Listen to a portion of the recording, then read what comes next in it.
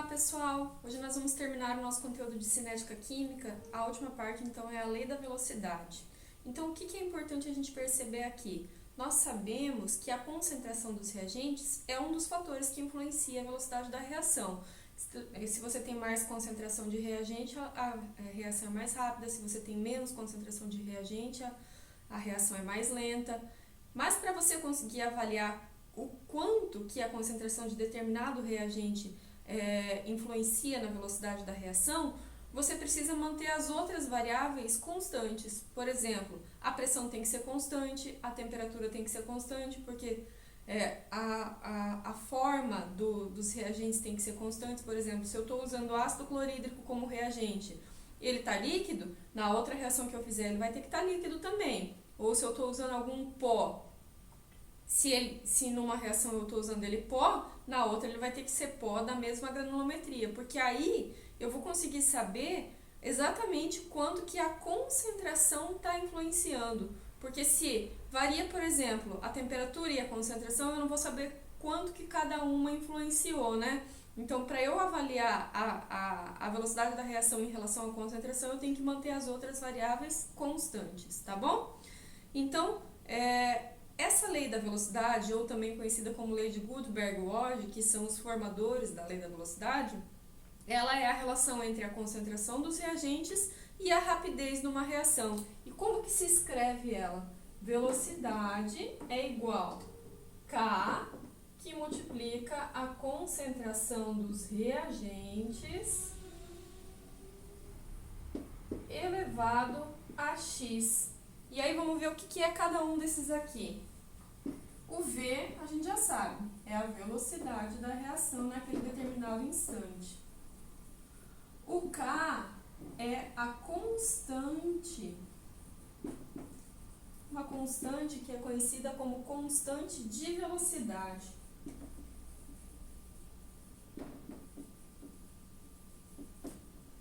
A concentração dos reagentes é exatamente isso, a concentração de determinado reagente, tá bom? Concentração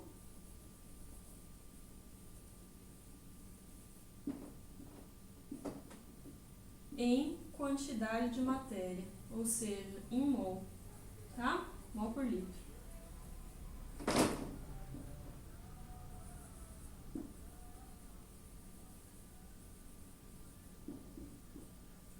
E o X é a ordem da reação.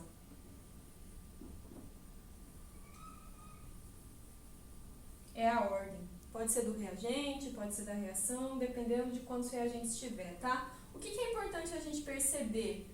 Essa concentração dos reagentes não são todos os reagentes que vão entrar, tá bom? Quais vão entrar? Reagentes aquosos e gasosos. Aqueles que estiverem na forma sólida ou líquida não vão participar da lei da velocidade, tranquilo? Então tá bom. Aqui não tem muito o que explicar. Eu vou fazer exercícios com vocês, porque daí vocês vão entender da forma mais fácil, que é realmente como que isso aqui é aplicado. E não é difícil, tá? Só tem que entender. Então vamos ver. Uma coisa importante é a ordem da reação.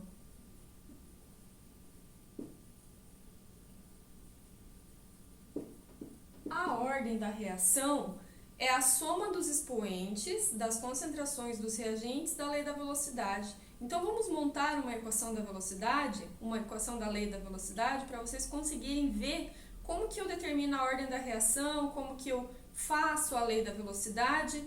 Então vamos pegar um exemplo de uma reação elementar. Uma reação elementar. E o que significa uma reação elementar? É a reação que ocorre em uma única etapa. Em uma única etapa ocorre a reação. Vamos ver um exemplo. N2,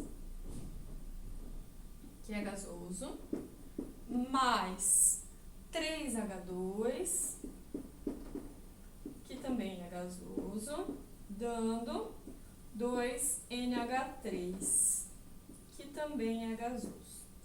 Então, eu tenho essa equação aqui e eu preciso montar a lei da velocidade. Como ela fica? V é igual K, o K fica K, porque a gente não sabe quanto ele vale, então eu deixo o K, que multiplica a concentração dos reagentes. Onde estão os reagentes? Os reagentes são esses dois aqui. Esses são os reagentes. Então, a concentração dos reagentes, eu vou colocar primeiro o primeiro reagente, que é o N2. Tá? A ordem da reação, que é aquele X que é elevado, é o número que está aqui na frente. Tá? Então, nesse caso aqui, o número que está na frente é nenhum, seria 1, né? Então, eu não preciso colocar o 1 elevado aqui em cima.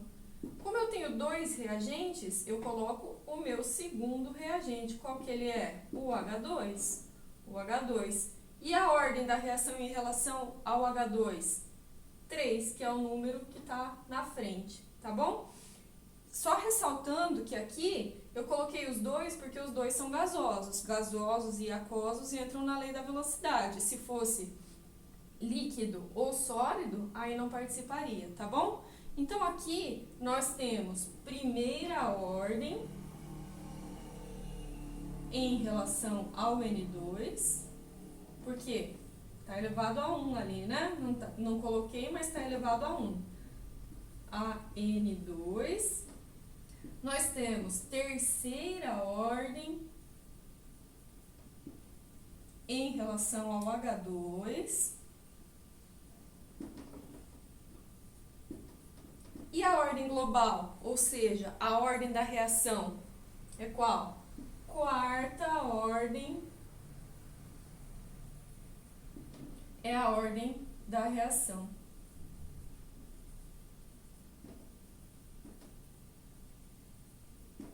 Que também é conhecida como ordem global. Tudo bem? Então, se eu tenho 1 mais 3, a ordem da reação ou a ordem global é quarta ordem. Primeira ordem em relação a N2, terceira ordem em relação a H2. Tranquilo? Então, essa aqui seria a lei da velocidade para essa reação aqui. Vamos ver mais um exemplo.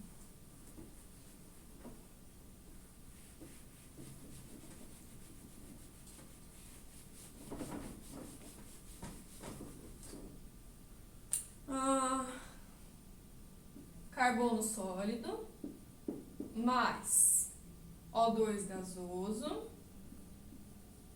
dando CO2 gasoso.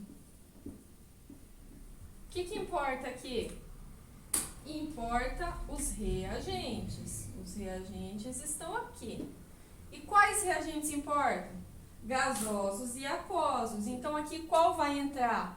Esse aqui, porque esse é sólido, então ele não entra na lei da velocidade. V é igual K, que multiplica a concentração dos reagentes. Nesse caso, o único que vai entrar na lei da velocidade é o O2, né? Então, isso aqui, simples assim, porque aqui na frente não tem nenhum número, então eu não elevo a nada, né? Então, fica desse jeito aqui. Então, aqui nós temos ordem 0 em relação ao carbono, né? Ao carbono sólido, porque ele não apareceu na lei da velocidade, então ele é ordem 0, mas ele tem que fazer parte porque ele é um reagente. E nós temos primeira ordem em relação ao O2. E a ordem global? É a única, né? Nós só temos um reagente, então continua sendo primeira ordem, a ordem da reação.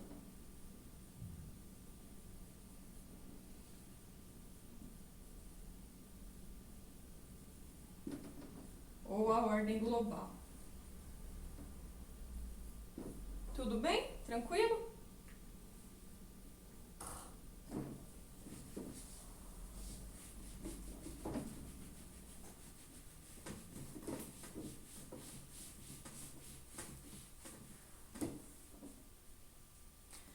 vamos lá. Agora vamos ver as reações não elementares. Reação não elementar. E o que é uma reação não elementar? É uma reação que acontece em mais de uma etapa.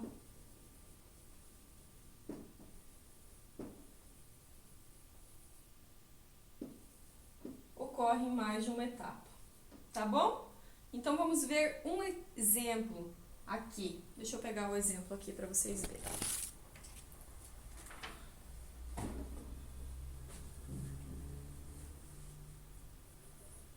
NO2 gasoso mais O3 gasoso, dando NO3 gasoso mais O2, também gasoso. Essa aqui é a etapa lenta, é a que é a mais demorada para acontecer. NO3 gasoso mais NO2, também gasoso, dando N2O5 gasoso. E essa aqui é a etapa rápida. Então, essa reação está acontecendo em duas etapas. Uma é a etapa lenta, uma é a etapa rápida. Então, assim, cada uma dessas reações acontece no seu determinado tempo, mas essa aqui demora mais. Então, é ela que vai determinar quanto tempo vai durar a reação, certo? Porque ela é a mais lenta. Então, aqui, quando você tem mais de uma etapa, a etapa que você escolhe para fazer a lei da velocidade é sempre a etapa lenta, tá bom? Então, não importa se você tivesse 10 reações, a etapa mais lenta é a que você vai escolher para fazer a lei da velocidade.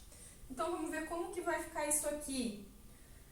Nesse caso aqui, se eu quisesse a reação global, o que eu faria? Eu anulo o que dá para anular, né? Por exemplo, aqui eu consigo cortar o NO3 desse lado com aquele NO3 daquele lado. Eu consigo cortar mais alguma coisa? Acho que não, né? Aqui eu tenho NO2 e NO2, mas eles estão do mesmo lado, então eu não posso cortar. Eu tenho que somá-los. Então, desse lado aqui fica o quê? 2NO2 gasosos mais O3 gasoso. Tudo que está do lado esquerdo que sobrou, né? NO2 mais NO2 ficou 2NO2. Sobrou O3, coloco ali. E do outro lado? N2O5 mais O2, também gasoso. Tá bom? É essa aqui que eu vou usar para fazer a lei da velocidade? Não é. É a etapa lenta. Então, vamos lá. Como vai ficar essa lei da velocidade aqui? V é igual K que multiplica. Então, vamos ver quais são os reagentes nesse caso aqui. Da etapa lenta. NO2 e O3. Esses aqui são os que vão entrar ali, tá bom? Esses são os reagentes. Então, o NO2 é o primeiro reagente. Qual o número que está na frente? 1, né? Então, esse eu não preciso colocar lá. Que multiplica.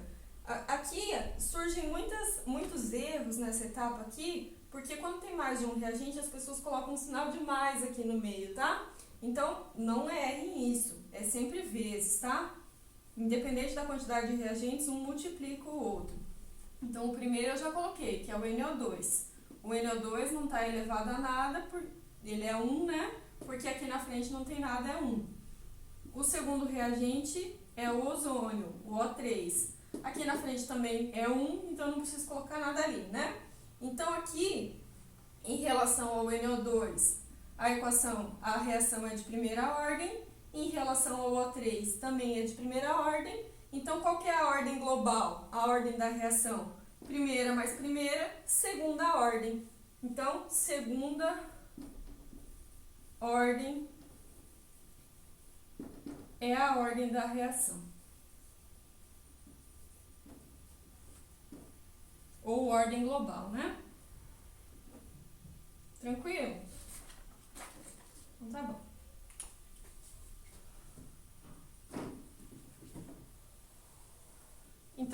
a gente recapitular, V igual a K, que multiplica a concentração dos reagentes elevado à ordem daquele determinado reagente, né? Então, para reações elementares, que é as que ocorrem em uma única etapa, é só uma etapa, então você pega aquela etapa lá. E para reações não elementares, que é a que ocorre em mais de uma etapa, você coloca a etapa lenta. E os reagentes que importam são os aquosos e os gasosos. Tranquilo? Agora nós vamos falar quando são fornecidos dados experimentais. Então, quando são fornecidos dados experimentais, foram feitos vários experimentos. Eu coloquei determinada temperatura, pressão, mantive ela constante, usei a mesma forma de reagentes e aí eu fui variando a concentração dos reagentes para ver o que aconteceu com a velocidade. Então, eu vou fazer um exemplo aqui, tá?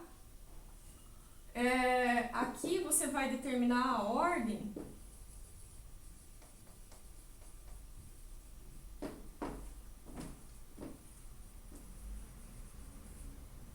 de cada reagente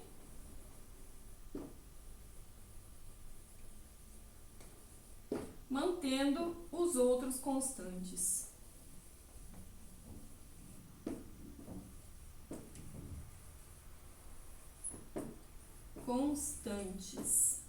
Então, como que eu faço isso? Vou fazer um exemplo, tá? Exemplo, vou pegar uma reação genérica A mais B dando produtos. Genérico. E aí, fiz um experimento 1. Aqui eu tenho a concentração do A. Fiz um experimento 2 e um experimento 3.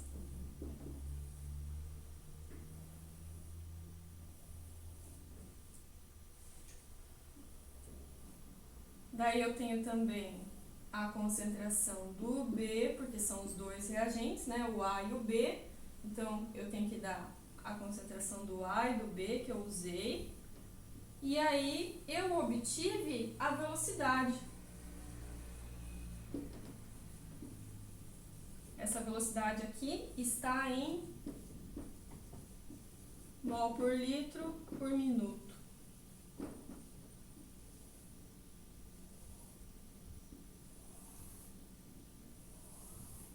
Então, vamos ver o que aconteceu aqui. Aqui no experimento 1, eu coloquei a concentração de A 0,25 mol por litro, de B 0,3 mol por litro, e a velocidade que eu obtive foi 0,1 mol por litro por minuto. No experimento 2, eu mantive a concentração do A e dupliquei a concentração do B, e a velocidade que eu obtive foi 0,2 mol por litro por minuto. Então, vocês percebem, né? Aqui eu mantive, aqui eu aumentei, então a velocidade naturalmente vai aumentar, né? Se o B importar para a ordem da reação. E aqui no experimento 3, eu dobrei a concentração do A e mantive a concentração do B. E aí a velocidade passou para 0,8, ou seja, ela quadruplicou em relação à anterior. E aí, como que eu faço para determinar as ordens? Então, vamos ver como que isso é feito.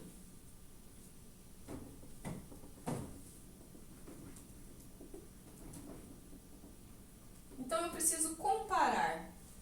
Para determinar a ordem de A, eu preciso ver o que aconteceu com o A quando o B estava constante. Quando que o B ficou constante? Olha aqui. Nesse momento aqui, o B estava constante, né? Ele continuou em 0,6, e aí eu sei que tudo que aconteceu com a velocidade foi porque eu mudei o A. Então, aqui eu consigo determinar a ordem do A. Então, como que eu faço isso aqui? Vou comparar, então, o experimento 2 com o 3, tá? O que aconteceu? Eu dobrei a concentração do A, passou de 0,25 para 0,5, e o que aconteceu com a velocidade?